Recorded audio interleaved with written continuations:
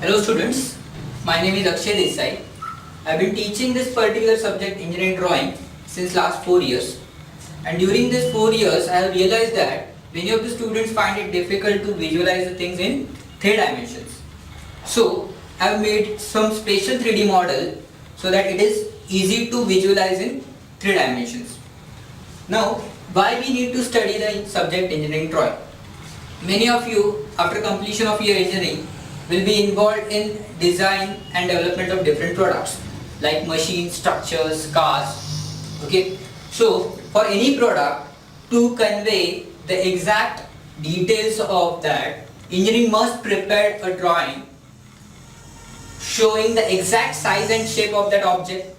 So for that, this subject is important. Now the basic fundamental principle used for engineering drawing is projections.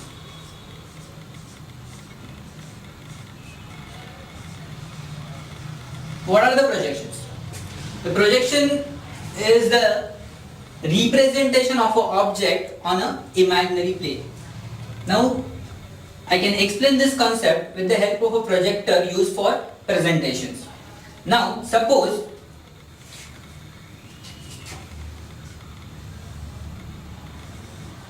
this is the size of the laptop screen, that is the image which we want to project on the screen. The screen will be placed at some distance from the projector. Now the projector is nothing but a source of light. Now when the image from the computer is transmitted to the source of light, the rays coming out of the light source are diverging in nature. So,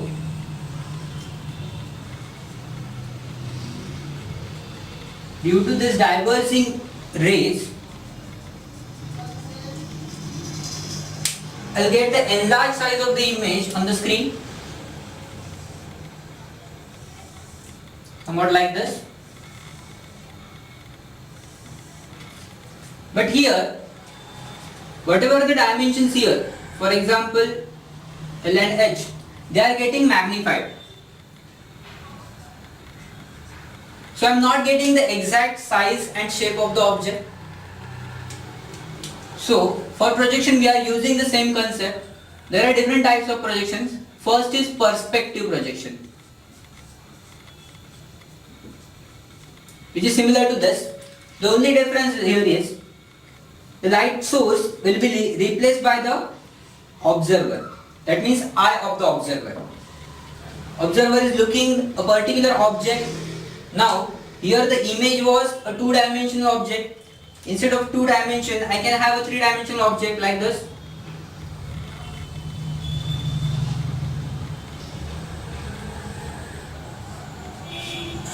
So in this case, the projection on the screen will be again a magnified 3-dimensional object.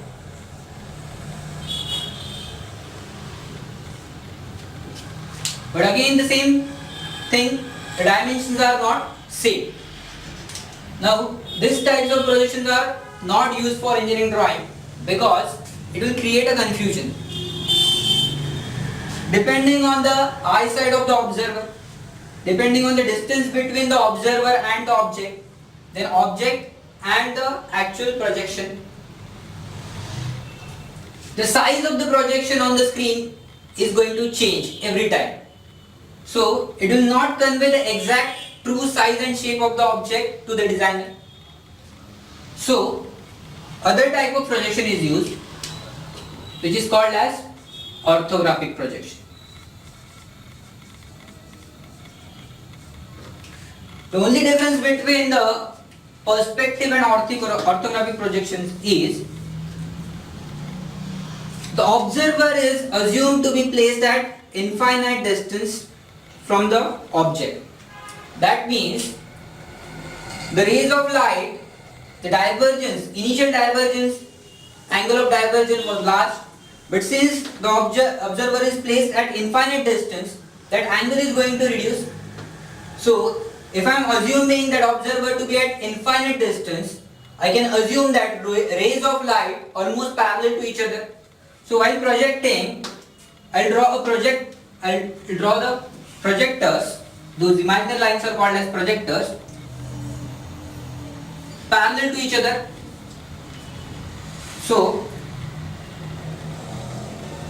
in this case, I'll get different view on the screen because rays of light are almost parallel to each other. So here the size of the projection is going to change. So I'll get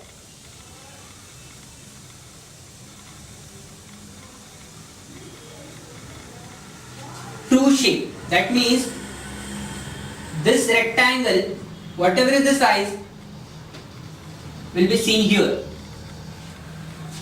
Obviously I will not get a three-dimensional view because when the rays are parallel, this point and this point are going to coincide. So I will not be able to see this width of the object. So it will be projected as a single plane. Now here we are having only one view. That means for the observer, this is the front view of the object. But many a times only one view is not sufficient. For example, if I am having two objects, this rectangular prism and a cylinder. If an observer is observing both the objects, the projection on the screen or imaginary plane will be a rectangle for front view. So then how to decide which one is cylinder and which one is prism? So for that I need one more view. Okay. So if I am observing both the objects from top, this will give me a square shape and this cylinder will give me a circle. So for a three-dimensional object, I need at least two views. Now generally the front view is projected on the vertical plane. So this plane is called as VP. Now for top view, the observer position will change. Observer is going to look from top. Now to draw this projection, I need to place another imaginary plane. So that will be a horizontal plane perpendicular to the vertical plane. Now again the rays of light will be parallel to each other and perpendicular to the plane. So here I'll get a projection like this, which is this rectangle now from top. Again, whatever is the size, suppose this is the width of the object, so I'll get the dimensions as length and width, but true shape because the projectors are parallel to each other. Now that word ortho means perpendicular. Since the projector, that means the imaginary lines are perpendicular to the plane of projection, this type of projection is called as orthographic, and it will give me the exact true shape of the object, so it will not create a confusion. So for engineering drawing, we are going to follow orthographic projections. Now before starting with the projection of solids, we need to start with the projection of points. The reason is, any solid, for example this cube, is made up of different surfaces. Here we are having 6 faces. Now each plane, each face is made up of number of lines, boundaries. For a cylinder, I can have a curved surface, okay, curved boundaries. But for a cube, I am having straight lines. Again, for a line, I need 2 points. So if I am able to project a particular point, then after projecting 2 points, I will be able to project a straight line. After projecting different lines, I will be able to project a plane.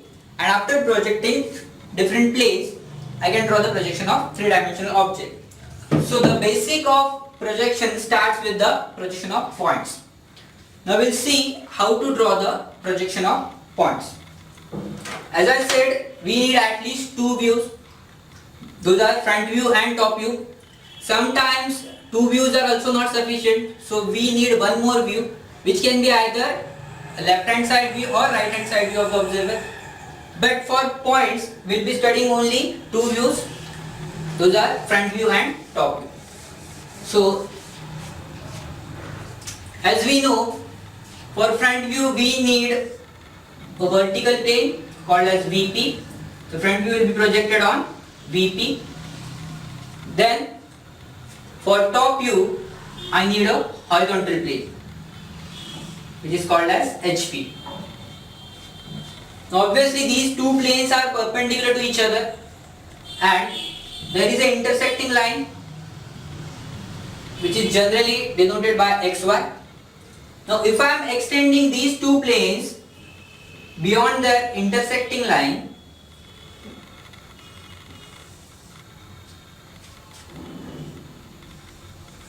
like this, so I am getting four quadrants somewhat similar to this model. Here this is vertical plane and this is horizontal plane. Due to intersection, I am getting four quadrants. If I am the observer, for me this is the first quadrant, then second quadrant, third quadrant and fourth quadrant. Now starting with the projection of points, if suppose this red dot is the point for which I need to draw the projection. Now depending on the position of point in different quadrants. Now this arrangement I can show on the board. If I am observing from this direction, then for front view this line will be the vertical plane and this line will be horizontal plane. Similarly for second quadrant, this is horizontal, this is vertical. So I am drawing the same things here.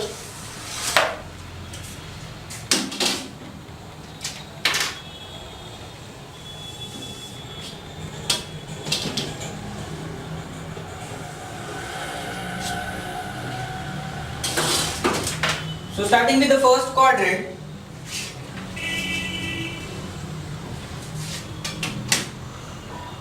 this line is representing VP and this line is representing HP.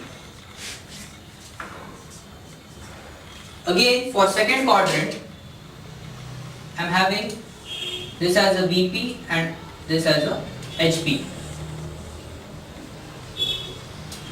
Third quadrant,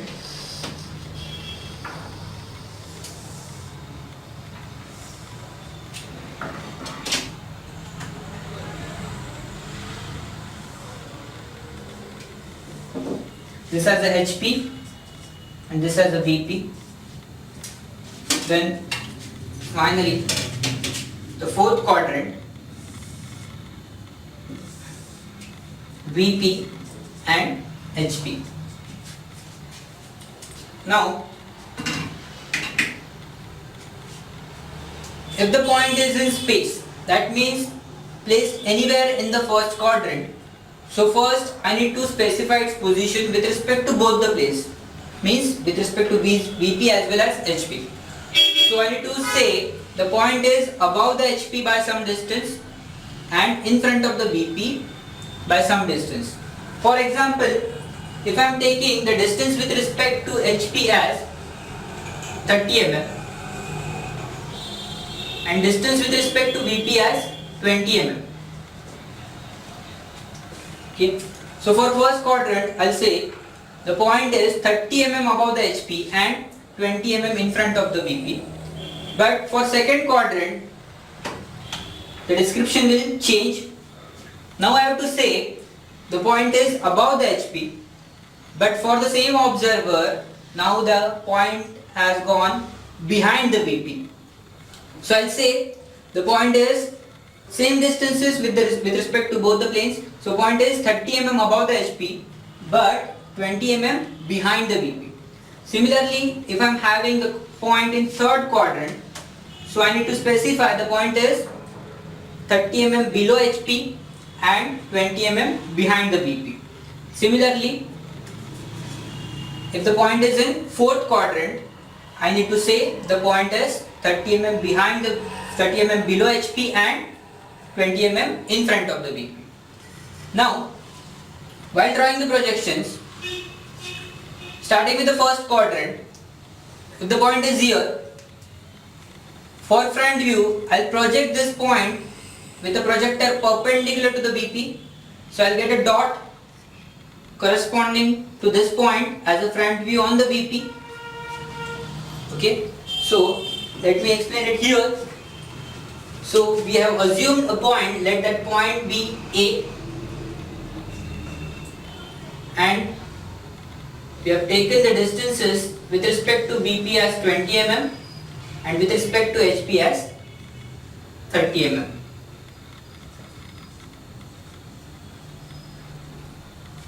Obviously, observer direction is this. Now for each quadrant, the direction of observer is not going to change. So it will be same for all three quadrants, because observer position is not going to change. Now, when I am projecting the front view on the VP, a projector perpendicular to the VP is drawn. So corresponding to this point A, I will get a front view which is generally denoted by small letters and with a dash for a front view. So this is giving me the front view of that point. Now, for top view, I need to first project on the HP with the help of a perpendicular projector. Suppose I am getting the point here, but now every time it is not convenient to represent like this, because actually we are showing in 3 dimensions, but we'll be drawing the projection on the plane of a paper which is a 2-dimensional object. So for representation on a paper, we need to follow some method. I'll explain it here. So the front view is clear. I'm projecting on VP. Now for top view, I'll first project on the HP. Now same thing is in 3 dimensions. I need to convert it into 2 dimensions. The convention is rotate the HP 90° clockwise. So now due to this, both the VP and HP has become coplanar. So 3 dimension has converted into 2 dimensions. But now see the position of the projection. The top view projection now has come below the XY line. As we said, this line is intersecting line. So I'll get the top view below XY line and front view above XY line. But we need to decide how much distance below and how much distance above. We have already decided the position of point, that means 30 mm above the HP. So front view position will be 30 mm above the XY line, and since the point is 20 mm in front of the VP, so when I am projecting the point here, so this distance is 20 mm. So after rotation, this distance with respect to XY is not going to change, which will remain 20 mm only. So while drawing on the paper, I will first draw the XY line.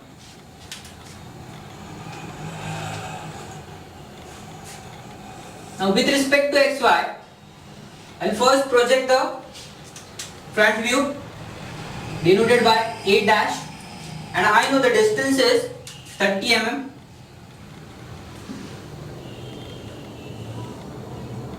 Above the HP, so that's why I am getting distance as 30 mm. Now both the front view and top view will lie on the same line because it is the same point in the space. So the top view I'll get below XY line, and it is denoted by A without dash, and the distance from the XY line is 20 mm below.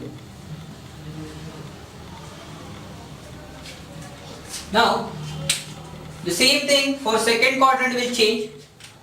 Here, if I am having the position here A, keeping the distances with respect to both the planes same, so it is 30 mm above the HP, but 20 mm behind the VP now.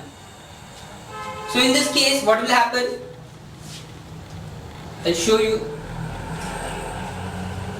So in second quadrant, when I am placing a point here, observer position is here. So the front view obviously going to be projected on VP first. With respect to XY, it will again above the XY line. But what about the top view? For top view, I will project first on the HP. Now the convention, I have to follow the convention for rotation of the HP. For first quadrant, we have rotated it 90 degree clockwise. So for second quadrant, I have to follow the same convention. Suppose after projection the point is here. Now for rotating HP, now I need to decide in which direction should I rotate. Here we have rotated 90 degree clockwise. So I have to follow the same convention. So I have to rotate in the same direction clockwise. So in first quadrant HP was going below, but for second quadrant after rotation HP will come up. So again the VP and HP becoming coplanar. So 3 dimensions is getting converted into 2 dimensions. So after rotation, whatever is the HP here, the top view here will come above XY line. So here both the front view and top view will be above XY. See, for first quadrant after rotation, the HP position is becoming vertical and both HP and VP are becoming coplanar. And this projection of top view is rotated along with the HP. So this point will come here.